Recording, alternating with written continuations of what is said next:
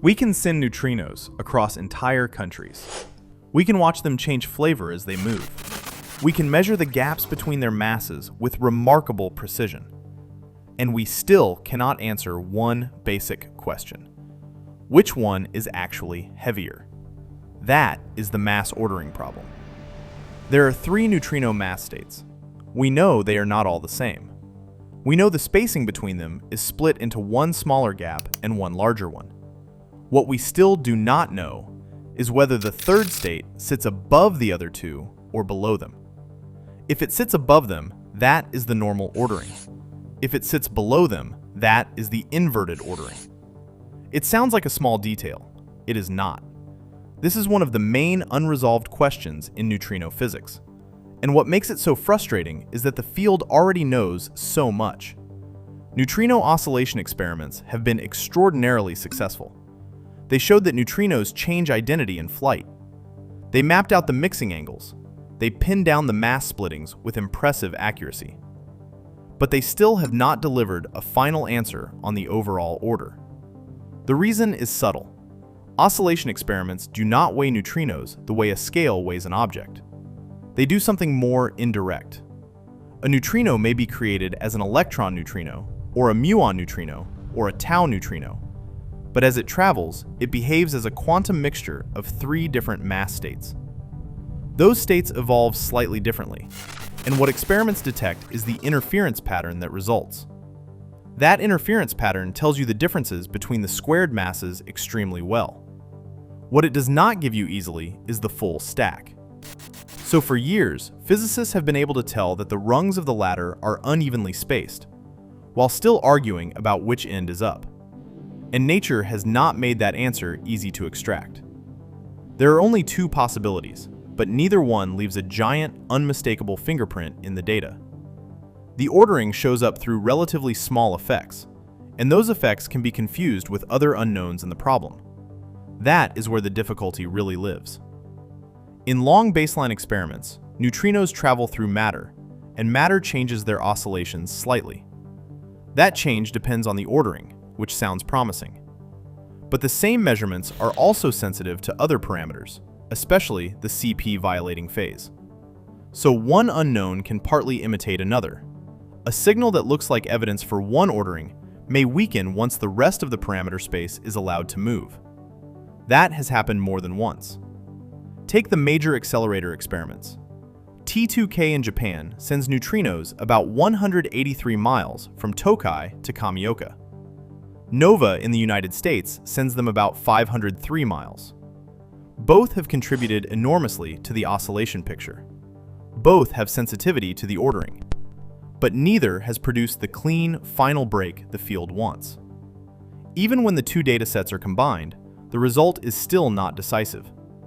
There are hints, yes, a mild lean, a preference that comes and goes depending on which data are included and how the global fit is done. More often than not, the normal ordering comes out slightly favored. But slightly favored is not the same thing as settled. JUNO is trying to crack the problem from a very different direction. Instead of using an accelerator beam, it watches antineutrinos from nuclear reactors at a distance of about 33 miles.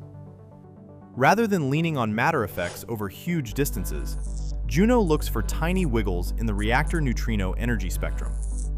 The exact shape of those wiggles depends on the ordering. It is a beautiful method. It is also brutally demanding. The effect JUNO is hunting is small, and it lives in very fine detail. To see it, the detector needs exceptional energy resolution. Calibration has to be extraordinarily careful. Systematic errors have to stay under control. You are not looking for some giant new feature in the spectrum. You are looking for a delicate pattern that can be blurred by the slightest imprecision. JUNO has already produced major physics results, but it is still early. Its first measurements were strong enough to sharpen important oscillation parameters almost immediately. That alone was impressive. But the mass ordering question needs more exposure, more statistics, and sustained control over the detector response. So again, there is movement, but not a verdict. Atmospheric neutrinos provide a third route. These are neutrinos produced in Earth's atmosphere, coming in from different directions with different energies and crossing different amounts of rock before reaching a detector. That gives physicists another way to use matter effects, because the Earth itself becomes part of the experiment. In principle, this is powerful. In practice, it is messy. Atmospheric neutrinos are not a clean beam with a neatly known energy and path. They arrive over a wide range of conditions, and reconstruction is harder. The data are rich, but they are also more complicated. Atmospheric results can strengthen the case. They can add pressure. They can help global fits. But they have not ended the argument either. This question has survived for so long because every route to the answer comes with a price. Beam experiments get controlled neutrinos, but the ordering signal is entangled with other unknowns. Reactor experiments get a different handle on the problem, but they need extraordinary spectral precision. Atmospheric neutrinos give access to long paths through Earth, but in a much less tidy environment. No single method has been strong enough, on its own, to close the case. That is why the field keeps combining them. And the reason people care so much is not just that the answer would complete a missing line in a table. The ordering affects how future experiments extract other neutrino parameters. It matters for the interpretation of CP-Violation measurements. It matters for models of how neutrino mass is generated. It matters for neutrinoless double beta decay, where the allowed parameter space looks different depending on which ordering is true. So this is not bookkeeping. It is structure. It tells us something about how the neutrino sector is built. That is also why the next generation was designed with this exact problem in mind. DUNE, now under construction in the United States, is built to push much harder on the ordering than current long baseline experiments can. Its beam will travel about 808 miles, long enough for matter effects to become far more powerful. Hyper-Kamiokande will bring its own reach through beam and atmospheric neutrinos. JUNO is already running. For the first time, this is starting to look less like a question we keep circling and more like one we may finally pin down. But we are not there yet. And there is something revealing in that. In physics, the cleanest question is not always the easiest one. Sometimes the problem is not that nature hides behind enormous complexity.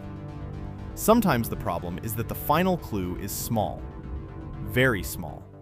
Small enough that you need years of exposure, multiple experimental strategies, and a great deal of patience just to stop fooling yourself. That is the position neutrino physics is in right now. We already know these particles have mass. We know they oscillate. We know their mixing is real.